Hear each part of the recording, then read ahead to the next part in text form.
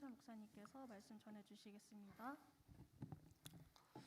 네, 여러분 만나서 반갑습니다. 네, 제가 청년부 일부를 이제 담당하고 있는데, 네, 이 자리에 몇 번이나 섰나 이렇게 세봤더니 한 10번 조금 넘더라고요. 네, 우리가 52주 정도를 1년 동안 보내는데, 네, 저에게는 네, 너무나 귀중하고 소중한 네, 설교 시간이 네, 돌아왔습니다. 네, 그런데 원래는 이제 지난 주에 준비한 설교가 있었는데, 네, 오늘 이제 나눌 설교는 그것은 아니고, 네, 제가 혹시 왜 지난주에 이 자리에 서지 못했는지 혹시 아시나요? 네, 아시는 분 혹시 잠깐 손 한번 들어보실래요? 네, 모르는 분들도 있죠. 네, 모르는 분들은 왜 모를까요? 그때 결석해서 그런가요?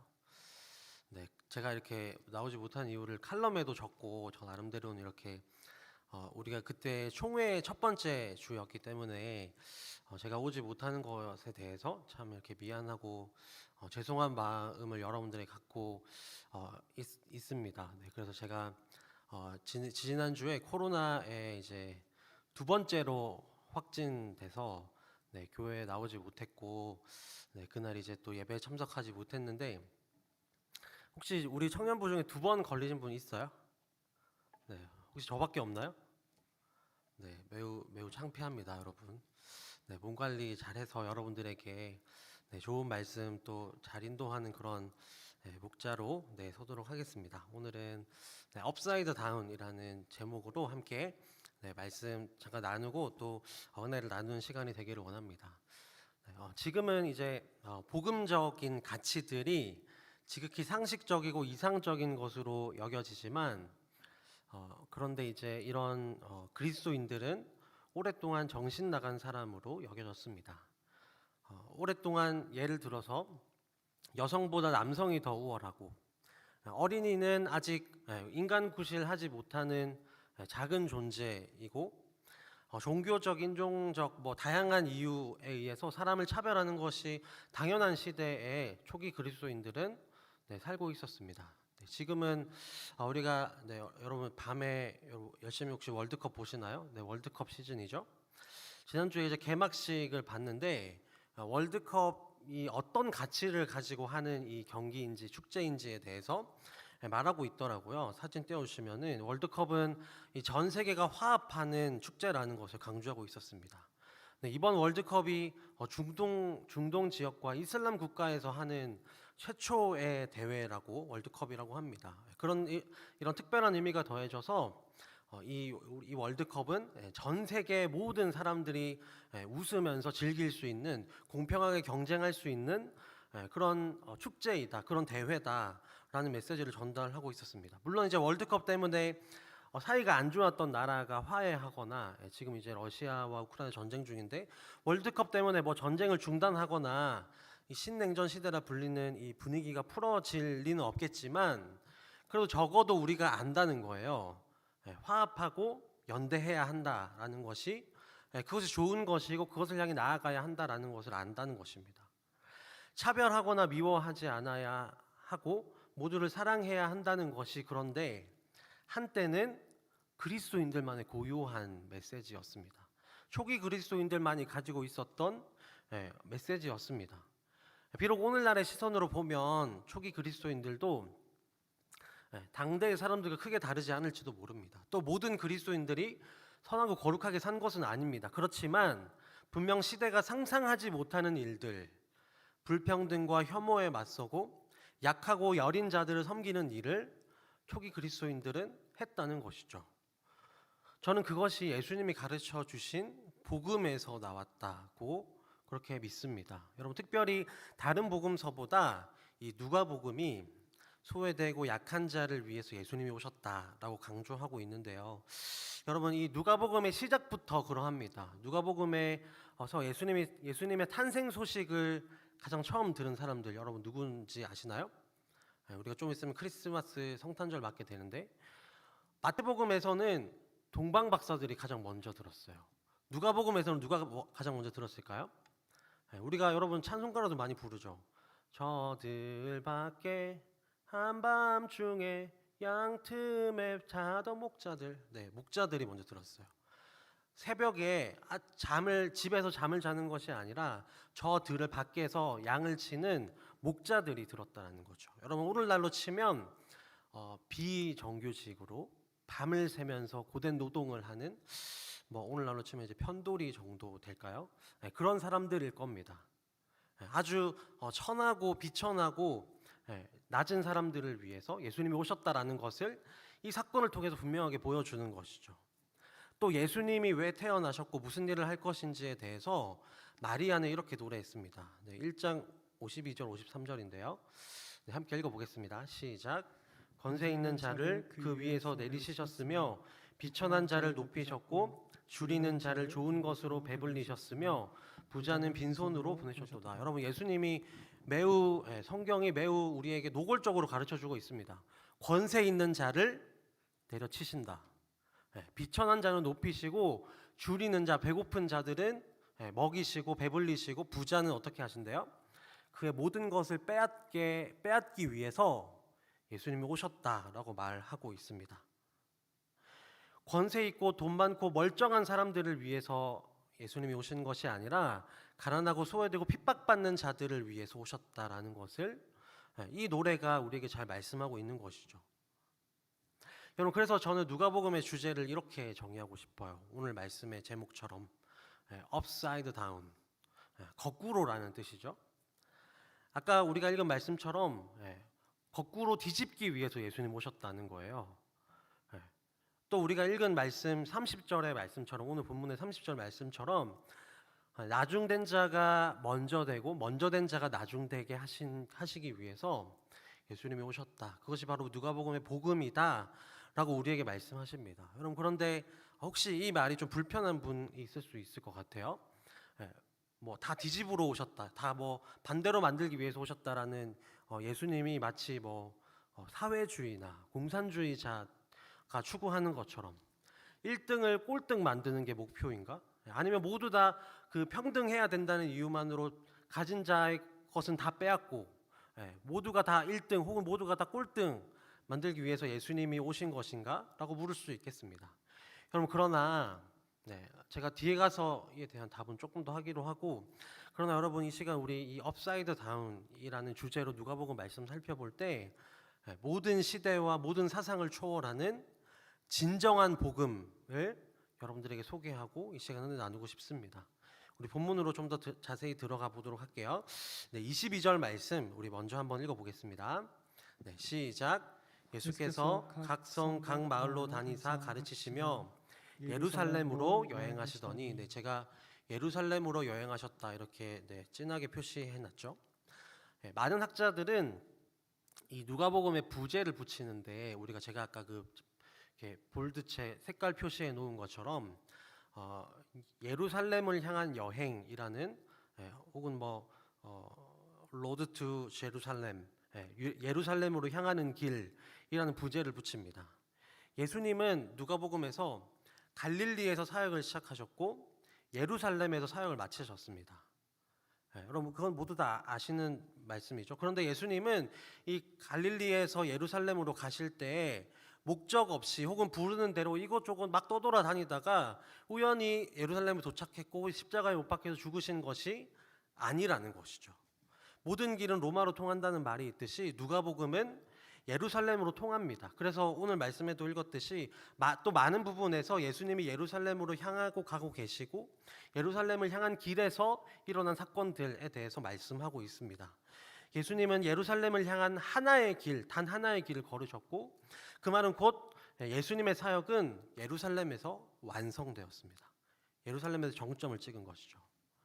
여러분 그런데 제가 이렇게 정점이다, 완성이다 이런 말을 하면 여러분 어떤 느낌이 드시나요? 예수님은 예루살렘에서 가장 큰 성공을 거두셨다라고 이해할 수도 있죠. 제일 많은 사람들이 모이고 무슨 일을 하든지 다 예수님을 따라야 한다라고 이해할 수 있지만 그렇지 않습니다. 사실 예루살렘은 이런 환영이나 혹은 성공의 정점이 아니라 예수님을 향한 갈등과 고난의 정점이었습니다. 예루살렘으로 가는 길에서 여러분 우리가 지금 이제 누가복음 가지고 큐티하고 있는데 큐티한 분들은 아실 거예요. 예루살렘으로 가는 길에서 예수님은 계속해서 종교 지도자들과 싸우십니다. 예, 종교 지도자들이 막 예, 험한 말도 서슴지 않고 예수님께 합니다. 왜냐하면 예수님이 계속 그들을 건드리시거든요.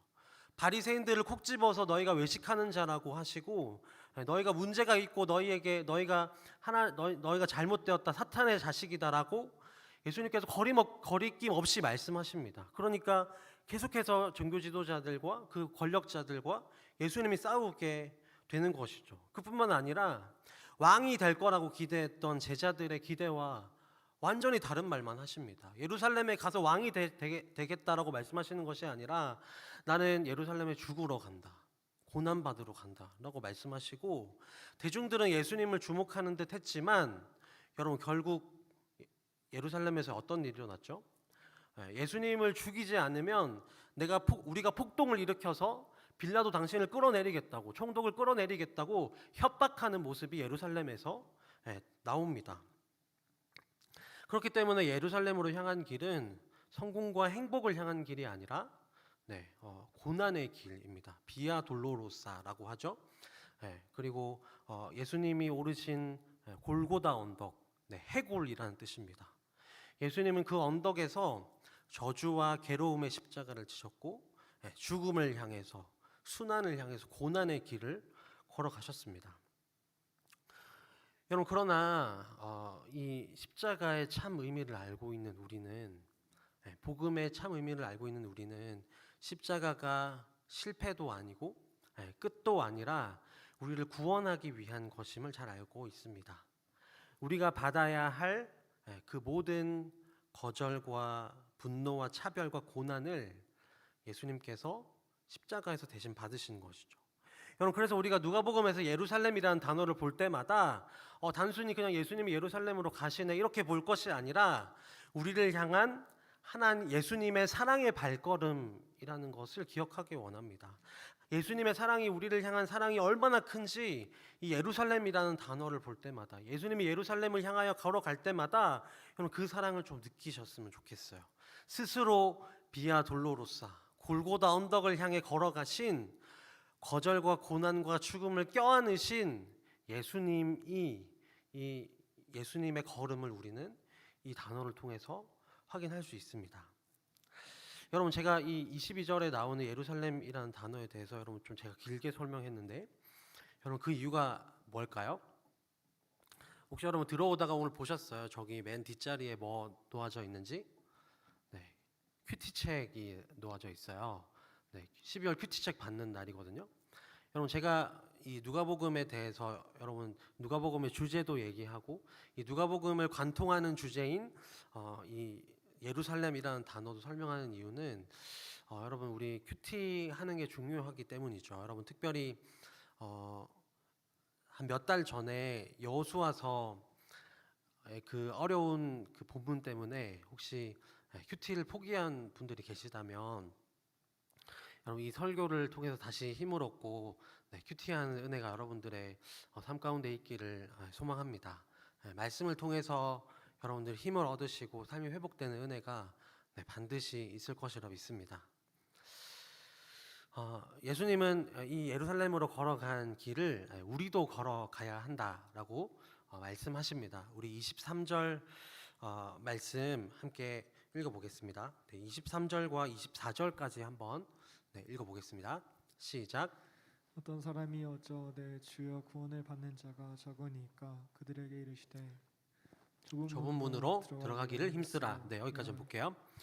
예수님은 우리가 그 예루살렘을 향한 당신의 그 고난의 길, 순환의 길을 함께 걸으라고 말씀하시면서 그 길이 넓은 길이냐 좁은 길이냐, 뭐라고 말씀하시죠? 좁은 길이라고 말씀하십니다. 여러분, 한 사람이 예수님께 찾아와서 물었습니다. 예수님, 당신이 하는 말을 들으니까 구원받을 사람이 별로 없을 것 같은데 맞습니까? 이렇게 물었습니다. 23절에서. 그러니까 예수님이 뭐라고 대답하셨죠? 24절에서 좁은 문으로 들어가기를 힘쓰라고 말씀하셨습니다.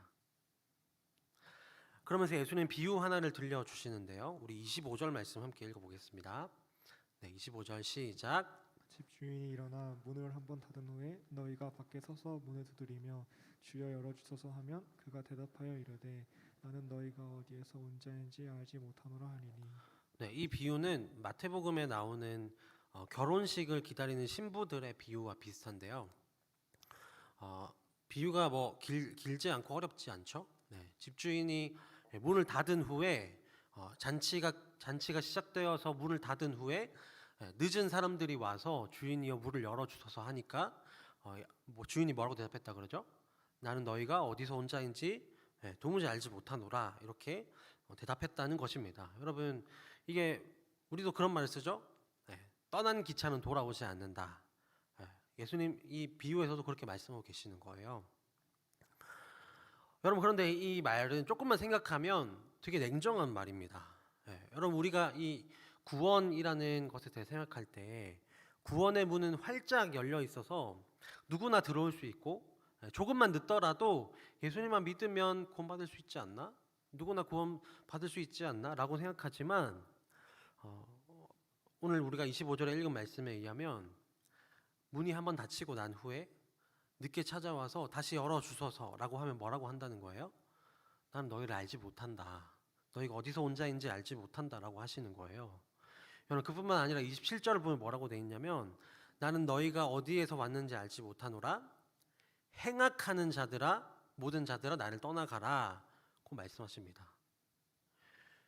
여러분 한번 생각해 보세요.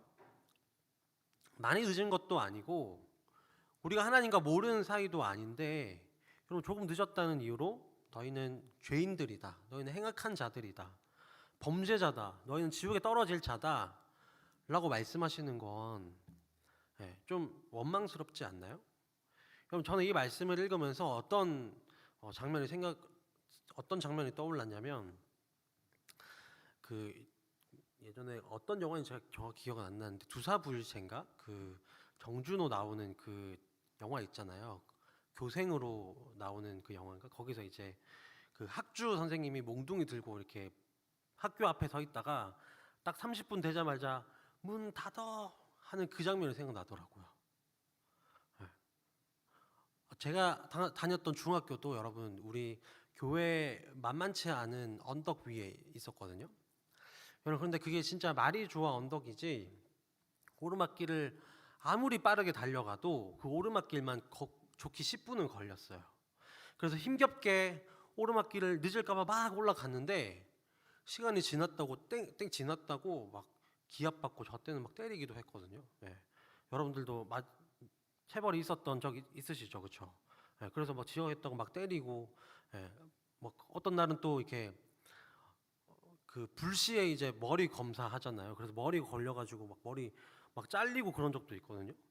그러면 정말 짜증 나죠. 여러분 근데 마치 이 상황이 같은 상황 아니냐는 거예요. 나는 지각하려고 열심히 뛰어왔는데 오르막길을 막 숨차게 올라왔는데 저 뒤에서 천천히 걸어온 애랑 내가 똑같이 취급받으면 여러분 열받지 않을까요? 우리 26절 말씀 한번 읽어볼게요. 26절 말씀 자 시작. 그때 너희가 말하되 우리는 주 앞에서 먹고 마셨으며 주는 또한 우리의 길거리에서 가르치셨나이다 하나. 여러분 이게 무슨 말이냐면은 내가 조금 늦게 왔는데요 하나님 나는 저 사람들하고 좀 다르다는 거예요. 나는 주님 앞에서 교회 나와서 주님 앞에서 먹고 마셨으며 길거리에서 주님을 가르치는 뭐 교사도 하고 봉사도 열심히 하고 예수님 저는 신앙생활 열심히 하고 조금 늦은 것뿐인데 왜 저에게 이렇게 이렇게 가혹하게 대하십니까? 라고 묻고 있는 거예요. 여러분 이 말이 또 마태복음에서 똑같이 나오는데 우리가 잘 아는 말씀이거든요. 뭐라고 말씀하시냐면 마태복음 7장 22절 23절입니다. 제가 읽어드릴게요. 그날에 많은 사람이 나더러 이르되 주여 주여 우리가 주의 이름으로 선지자 노릇하며 주의 이름으로 귀신을 쫓아내며 주의 이름으로 많은 권능을 행하지 아니하였나이까 하리니 그때 내가 밝히 말하되 내가 너희를 도무지 알지 못하니 불법을 행하는 자들아 내게서 떠나가라 하리라. 교회 봉사 열심히 하고 임원도 하고 심지어 귀신을 쫓아내고 기적을 행했어도 너희는 구원받을 수 없다는 거예요. 하나님이 구원의 문을 닫아놓고 너희 죄인들아 지옥에 떨어져라 슬피 울며 이를 갈미 있으리라 라고 말씀하시는 거죠.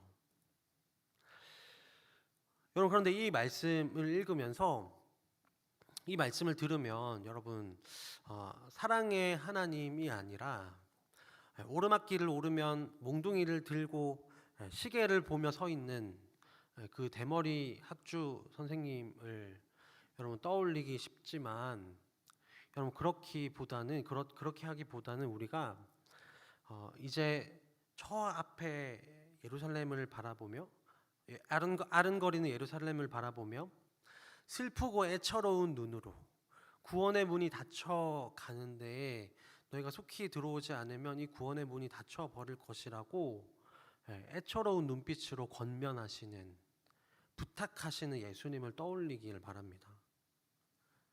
여러분 아까 예수님께 찾아온 사람이 어떻게 물었다고 했죠? 구원받는 사람이 적습니까? 이렇게 물었다고 했죠. 유대인들은요 여러분 자신들이 스스로 남은 자라고 생각했습니다. 아무도 구원 못 받아도 우리는 구원받을 수 있을 거야. 우리가 남은 자라고 그렇게 믿었어요. 온 세상에서 하나님 믿는 사람들은 자기밖에 없기 때문에 지금은 이렇게 우리가 이 이방 로마의 핍박 속에서 힘들고 고통스럽게 살지만 하나님께서 이스라엘 백성들 출애굽 시켰던 것처럼 우리는 반드시 구원을 경험할 것이라고 단단히 오해하고 있었기 때문에 이렇게 질문한 거죠. 우리의 구원은 확실하다고 믿고 있는 거예요. 눈앞에 나타나신 하나님의 아들도 못 알아보면서 오히려 예수님을 비방하고 죽이려고 하면서 그럼에도 불구하고 우리는 잘하고 있어. 우리는 구원받을 거야. 우리는 끄떡없고 흔들리지 않는 하나님의 백성이야 라고 찰떡같이 믿고 있는 거예요. 그렇기 때문에 예수님께 그렇게 물어본 거예요. 예수님 구원받는 사람이 적다고요? 구원받는 사람이 얼마 없다고요? 그거 확실합니까? 라고 이렇게 아주 교만하게 물은 거죠. 여러분 마찬가지로 우리도 여러분 자신에게 그렇게 물어봐야 합니다. 예수님께 그렇게 물어봐야 합니다. 예수님 저 구원받을 수 있을까요? 여러분 우리의 구원이 확실하지 않다는 것이 아니라 성령님께서 우리에게 도장 찍으시고 인치시고 그것은 하나님의 우리가 찬양했듯이 표대를 향하여 달려갈 때 그리스도 예수의 날에 하나님 완성하실 것입니다. 여러분 그것은 하나님이 우리가 그렇게 하나님께서 신실하게 행하신다는 것을 믿는 마음으로 나아가야 하죠. 동시에 여러분 나는 구원받은 자로서 살고 있는가? 내가 받은 은혜는 합당한 은혜, 내가 받은 은혜에 합당한 삶을 살고 있는가에 대해서 물어야 한다는 것이에요. 점검하고 돌아봐야 한다는 것이에요. 여러분 그래서 빌립보서 2장 12절에서 바울 선생님이 이렇게 말씀하셨습니다. 우리 한번 다 같이 읽어보도록 하겠습니다. 네, 시작. 그러므로 나의 사랑하는 자들아 너희가 나 있을 때뿐만 아니라 더욱 지금 나 없을 때에도 항상 복종하여 두렵고 떨림으로 너희 구원을 이루라. 두렵고 떨림으로 너희 구원을 이루라고 말씀하셨습니다. 바울 선생님이 확실한 구원을 믿고 착각하며 살지 말고 두렵고 떨림으로 너희 구원을 이루라고 말씀하셨습니다. 의심해 보라는 거예요. 고민해 보라는 거예요. 여러분 여러분 행정국장에 혹시 이번 주에 전화를 받으신 분인지 모르겠는데 너 이렇게 국장 할래? 이렇게 말할 때만 자기 자신을 돌아보지 마시고 내가 이 국장에 부족한 사람이죠. 이렇게 자기를 돌아보지 마시고 이 구원 앞에서 우리 자신을 늘 매일매일 돌아보아야 합니다. 여러분 저는 그것을 확인할 수 있는 가장 첫 번째 단계는 예배라고 생각합니다. 예배가 다는 아니지만 여러분 우리 대부분은 주일 예배 중심의 신앙생활을 하고 있잖아요. 주일 예배는 주일은 한 주의 시작이고 우리가 뜨겁게 찬양하며 말씀을 통해 은혜 받을 수 있는 거의 유일한 날이지 않나요? 물론 여러분들이 큐티도 하고 개인적인 경건 생활도 하지만 그것을 제가 잘 알고 있지만 우리의 삶에서 주일 예배보다 더 큰 신앙에 영향을 미치는 시간은 없을 것입니다.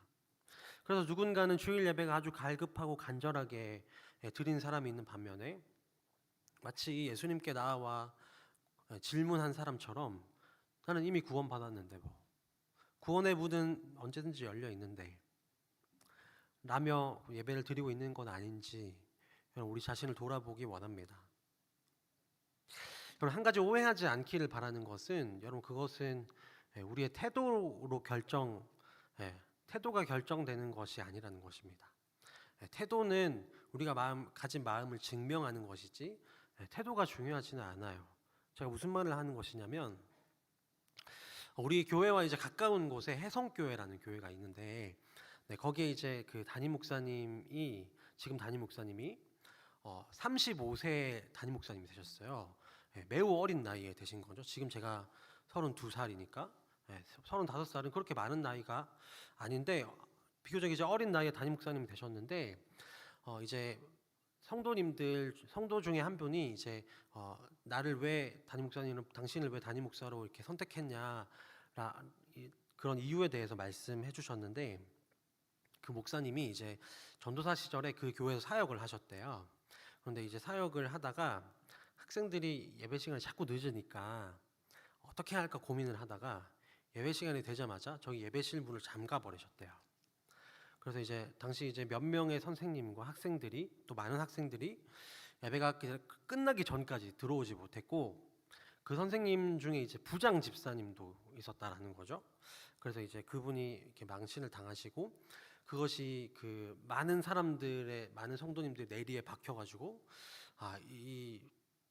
이 목사님 보통이 아니구나, 사역을 좀 잘 할 모양이구나라고 이렇게 그것을 높이 산 분이 있었다라고 그렇게 하더라고요.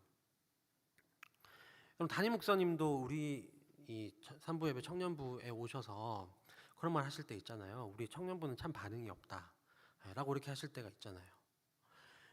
그런데 우리가 아멘을 잘 하지 않는다고 해서 혹은 예배 시간에 늦는다고 해서 저는 그것이 항상 안일한 신앙생활이다라고 말하고 판단하지 않을 겁니다.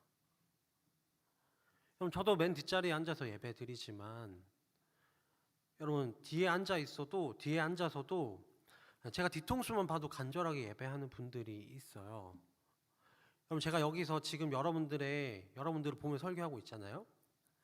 그래서 마스크를 쓰고 있지만 여러분 눈빛으로 혹은 어깨로 혹은 손으로 예배하고 있는 분들이 있어요. 아닌 분들도 있지만 여러분 우리가 진심으로 말씀을 받는 게 중요하지 큰 소리로 아멘 하는 게 뭐가 중요해요. 그렇죠? 예배 시간에 조금 늦어도 교회 오기 위해서 순교의 정신으로 순교자의 그런 마음으로 예배 시간에 나온 사람들이 있다는 것을 저는 압니다. 여러분 중요한 건 뭐예요? 단편적인 태도로 모습으로 결정하는 것이 아니라 다른 사람들이 보기에 좋아 보이는 게 중요한 게 아니라 예배를 드리는 우리가 하나님 앞에서 정직하고 겸손해야죠. 자기 양심에 찔리지 않게 예배해야죠. 그럼 저희 아내가 이제 한 번은 이제 교회 온 지 얼마 안 돼서 저쪽에 맨 뒷자리에서 한번 일부 예배 드린 적이 있었어요. 그래서 제가 이렇게 찬양 인도를 하니까 제가 다 보잖아요. 그래서 예배 끝나고 나서 집에 돌아가서 제가 아내한테 그렇게 물었어요. 왜 오늘 맨 뒷자리에 앉아서 예배 드렸어?